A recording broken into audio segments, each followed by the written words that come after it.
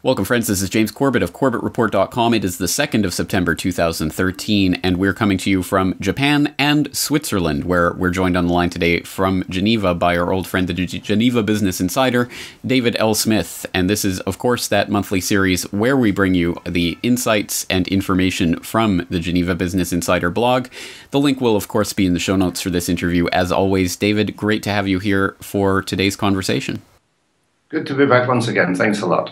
Well, since the last time we talked, a lot has gone on in the world, but of course the number one event that's happening geopolitically right now is the Syrian chemical weapons attack that did or did not occur, that may or may not have been from Syria or may not have been from rebel forces. There's a lot that we don't know about this attack, except for the fact that nothing seems to add up and that they're not presenting any evidence for the case that they're making that this was indeed Assad. So, let's get your take on what did or did not occur there the other week in Syria near Damascus. Well, I think what did certainly happen is that about 1,400 or 1,500 people died a horrible death because of the use of chemical weapons, sarin or whatever else it was. Of that, there's no doubt. I would point out, however, that the outrage that has come to the surface around the chemical weapons story is around a number of people that represents 0.05% of those who have been killed in this civil war in the last 2 years. And I think we should feel deeply sorry for the loss of those other innocent people at the hands of people who slit their throats, cut their hearts out, eat their lungs on videos, etc. And this is a terrible indictment of humanity. And, to say that the outrage has only come because of this latest event, I've been outraged for years about it. So I think that's the opening comment. Now, as for the origins of these events, I have absolutely no privileged information at all as to who did or who did not start throwing stones first. The only thing I'm sure of is that this has been seized upon by the West, in particular by the USA, as the smoking gun, which has broken through their barriers of tolerance.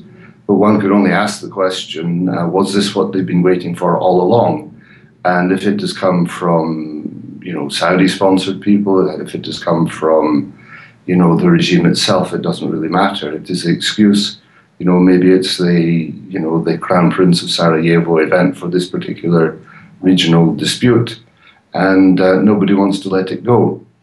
I did have the pleasure is the wrong word, distaste, I suppose, of listening to John F. Kerry's take on the situation, which I equated really to a schoolboy performance, essentially because he walked on stage, behaved like a spoiled brat, displayed his outrage, and then walked off screen before anyone asked him any questions. Now, for me, if I were Secretary of State, and I were trying to communicate to people what had happened, I would provide them with all the information. I wouldn't behave as though I was throwing a tantrum, and I'd provide them with all of the answers possible. So the last link in this thing to me is if really the US had unequivocal evidence, they would present it without the slightest doubt to the UN Security Council. And at that point, they would have the moral high ground in an argument against China and Russia to say, look, you have been supporting this tin pot dictator for years. Look at what he's just done. Goodness knows what he's going to be capable of if we increase the pressure further. Now, are you going to come on our side finally that we have the proof of what he's capable of or not? And of course, that's the opposite of what happens, which means that in all certainty, the US evidence is about as frail and fragile as the evidence that they had at the time of Iraq, when they had their other puppet put on the screen, Mr. Colin Powell, who disgraced and dishonored himself and America by telling lies to the entire world about the weapons of mass destruction in Iraq. So those, I think, are my takes on the situation at the moment. Well, I concur with much of that. In fact, I would go even a few steps further and say that this attack lines up perfectly with all of the indications that we've had for months now that the rebels, A, possess chemical weapons, and B, were prepared to use them to set up Assad.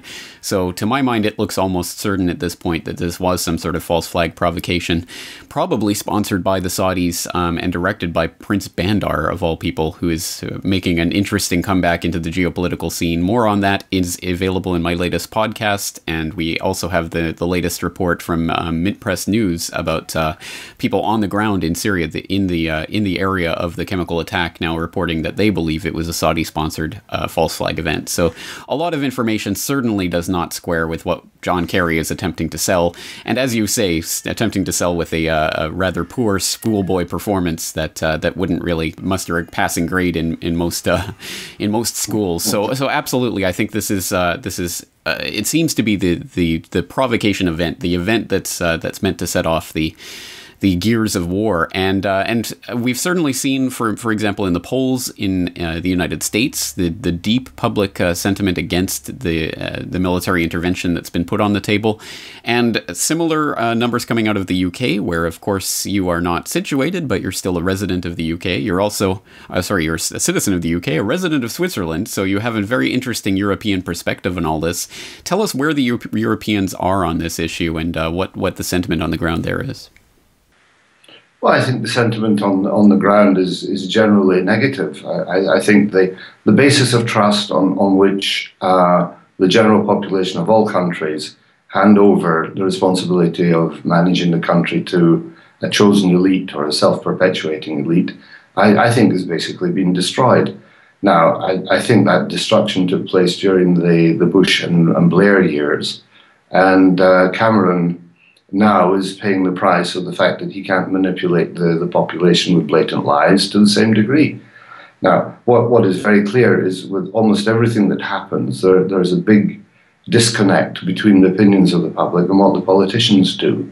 And the reasons for that are generally because the politicians are following the interests or corporate interests or banking interests in order to maintain and perpetuate their own situation.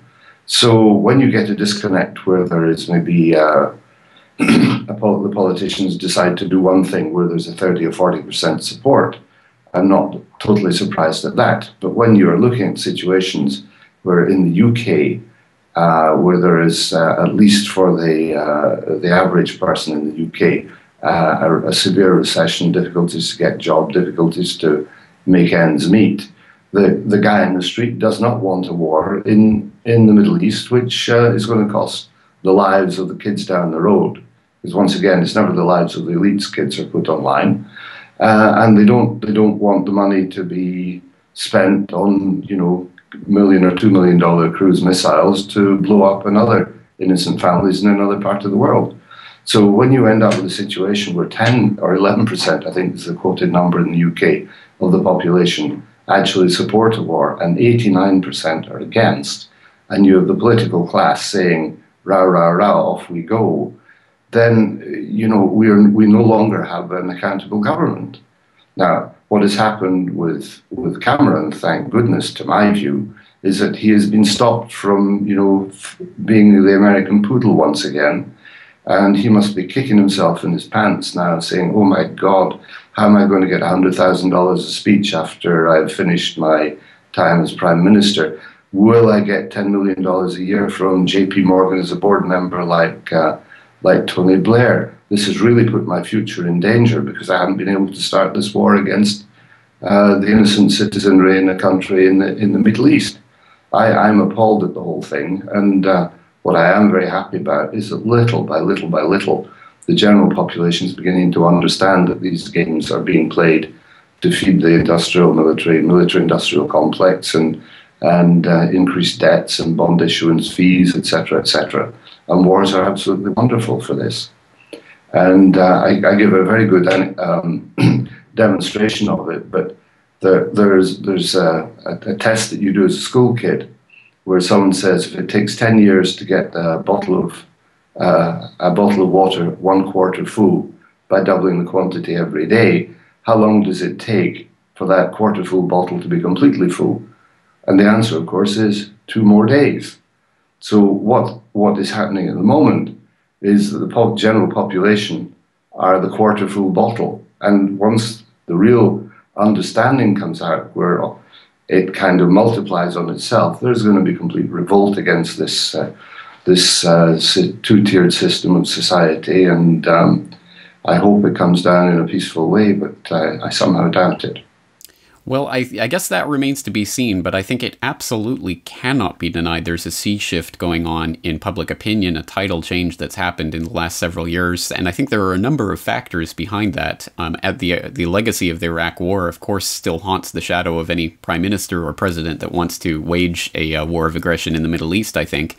And also, I think we have to look at the way that the internet and alternative media has really changed the political discourse, and I know that I am somewhat in the echo chamber here as being part of that alternative media, but I truly do see a change in the discourse happening right now with the idea of a false flag event in Syria is something that was suggested and proposed on numerous mainstream websites, at least in the comment section, by the commenters themselves. And I think this is an idea that is truly spreading around. So I think you're right. There is a change that's happening right now, and it remains to be seen exactly how that takes place. But I want to get your opinion on France's position in this, because I find it particularly interesting that Hollande has signed up and seems to be ready to commit forces to the latest Syrian intervention. And we see this perhaps as a pattern of French eagerness for intervention in Libya, in Mali, now in Syria. Is this just a holdover of these former French colonies that is sort of the historical tie here, or is there something deeper going on with this? Oh my goodness! I mean, I classify Hollande practically in the category of a Galtieri from the Falklands War period. You know, he's got such terrible problems at home. He's trying to distract attention somewhere else, and parade on the world scene as a defender of right and justice and all the rest of it. In fact, I could almost say the same thing as I've just said about Hollande about Obama. It's not really much better or much different. The only difference is that Obama's got a much bigger stick at his disposal, namely the American military. The French economic situation is pretty diabolical. François Hollande envies the popularity ratings of Mr. Obama at the moment, which are in the pits. But Hollande, it's even worse. I mean, the population, who normally they're a country where they respect their president, it's always Monsieur le Président. He now has a nickname of Le Penguin, or the Penguin, and it's been like that for months. I mean, they see him walking around in a dinner suit, and everybody just laughs.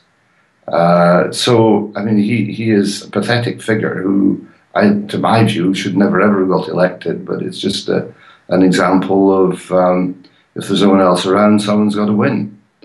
And so my take on it, that's my take on the man in the country at the moment. I think one thing that certainly would have influenced him is that in the troubles in Mali, the French did actually have significant military support from the Americans, and there has to be a payback on that, so he can't turn his back. And the other thing I would say, although once again I have no proof, but I know how the French mind works in general, is this is a great opportunity, now the Brits have fallen out of the picture, for him to cozy up and take over what's the word they're looking for it, the special relationship of Britain. But I have to say the special relationship Britain has with America has become sadomasochistic in its nature over recent years, and the British people are beginning to wake up to that as well. And it wasn't easy during the Second World War, but it was certainly indispensable to the victory of the Allies. But now it's just being used, abused, picked up and dropped, and the British Prime Minister and Foreign Ministers are all just meant to, and Defence Minister, just meant to troop along and follow the party line.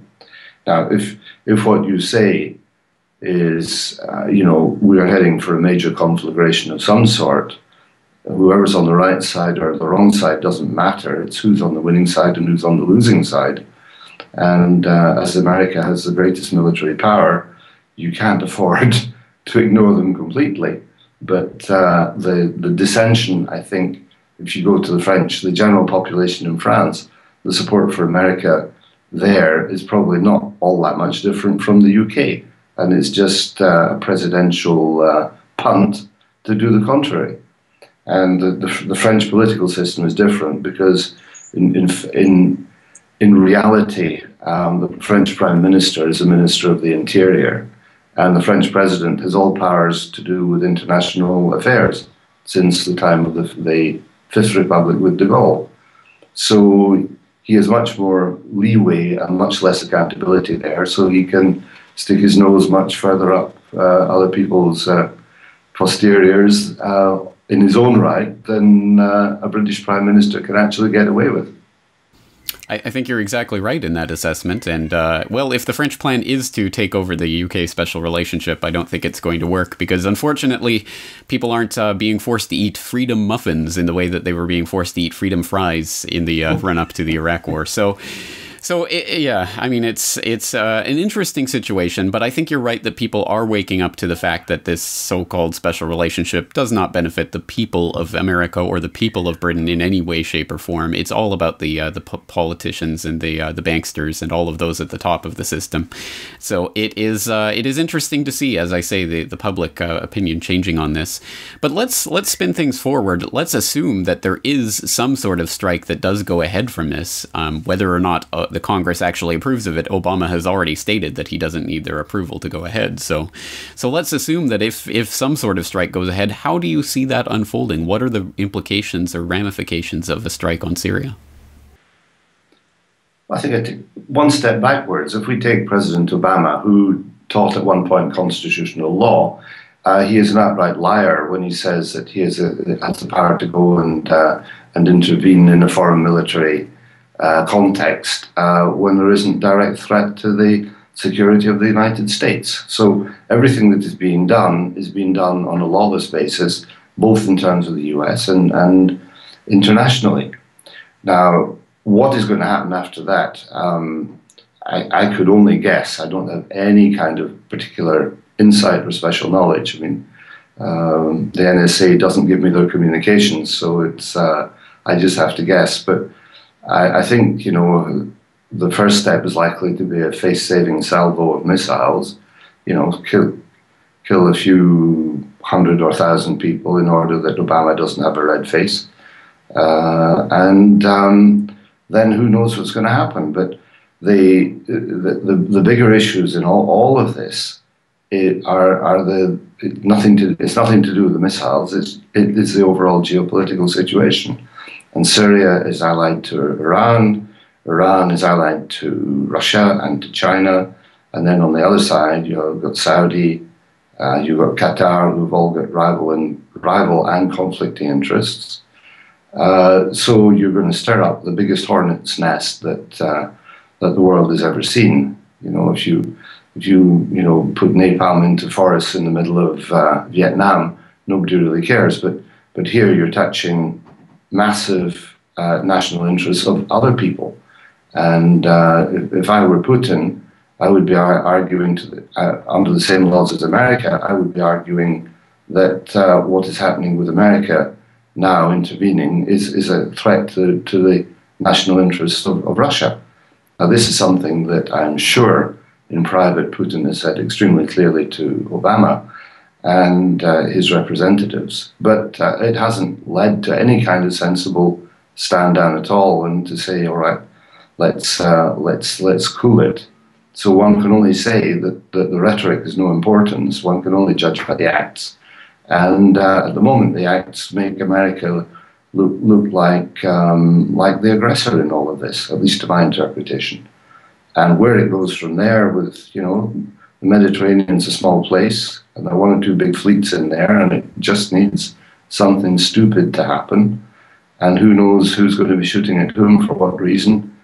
And where we go from there, I mean, one can only imagine. Unfortunately, it seems that we've been on this knife edge of tension for a number of years now, and there always seems to be one of these flashpoints that could spark the powder keg. So it is an increasingly hairy situation, and I think that must speak to the underlying geopolitics of what's going on. And I think the bigger agenda of all this, not only the overthrow of Iran, but of course the encirclement of China and Russia by NATO, is all part of what's going on right now, and it feeds into these types of situations that make them even bigger than they might appear on the surface. So there's a lot to consider in all of this, but let's for a moment bring it back down to the local or to the near term, and let's talk about some of the economic implications of this. I do appreciate your economic insights. Let's talk a little bit about some of the risk-on trading that's gone on in the wake of the possibility of Syrian intervention and what that might mean. Do you think that this is, for example, going to indicate a trend, or is this just a momentary blip when we look at, for example, the way the treasury rates have come down slightly as people flood back into U.S. treasuries as some sort of safe haven? We saw gold spiking up to $1,425 before plunging back down below the $1,400 mark. We even saw a very, very bizarre thing that happened just the other day where gold's plunged about $25 in the space of a few hours and then regained it almost completely immediately. So another bizarre manipulation taking place. What's your take on what's happening economically as a result of all this? Yeah. I think maybe I'll start with a general comment. If you look at America, the way it stands at the moment, the greatest objectives, I think, of the American elite are to ensure their global hegemony by whatever means, and to preserve the dollar as the world currency of reference by whatever means. So that is difficult to do if your country is completely bankrupt, which America is to all intents and purposes. So what you have to do is you have to use the tools at your disposal. And at the moment, we have seen years of manipulation. If you take the gold price, for example, we're talking about daily manipulation, where the gold futures market is attacked to keep gold down in price, to make it seem that the dollar remains strong. You then look around the world and say, all right, well, look, in Japan, they're printing money like crazy. So, who would want to be sitting with Japanese bonds, which are going to be yielding for the next 10 years less than the projected inflation in a country where the government's still trying to push inflation? You take big countries like China, where there's an economic slowdown because they live off, they providing services and goods to America.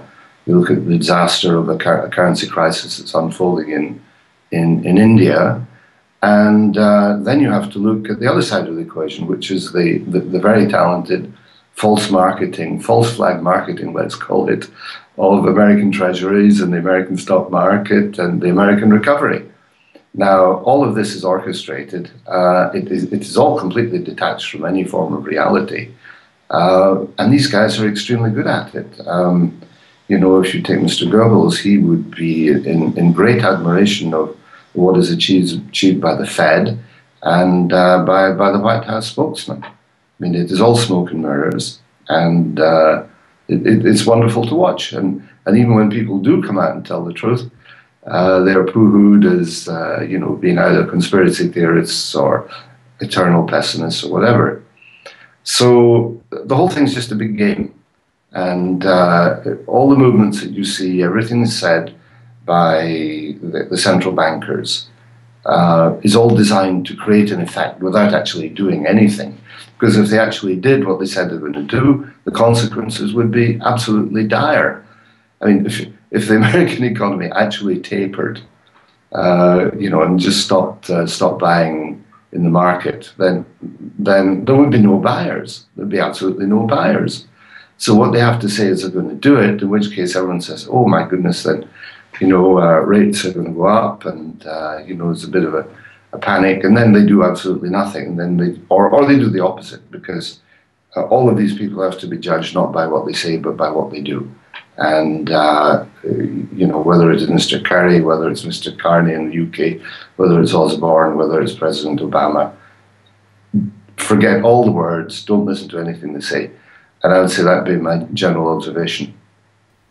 I think exactly answered your question. Yes, it is. I mean, I think that's ultimately the best advice we can give, and it's frustrating to see exactly as you say these promises that they make that mean nothing whatsoever, and yet the markets actually do move based on these promises, or at least are manipulated to move in that direction or this direction. So everyone will have their eyes on the Federal Open Market Committee meeting later this month. But again, I think it's a tempest in a teapot in a lot of ways, because as you say, they can't actually taper what they're doing. They might just shift it into a different program or give it a different name, but they're still going to be propping up the American economy by printing phony Federal Reserve notes out of nothing. So on that note, I've been directing this conversation largely, but is there anything that you'd like to address before we go today?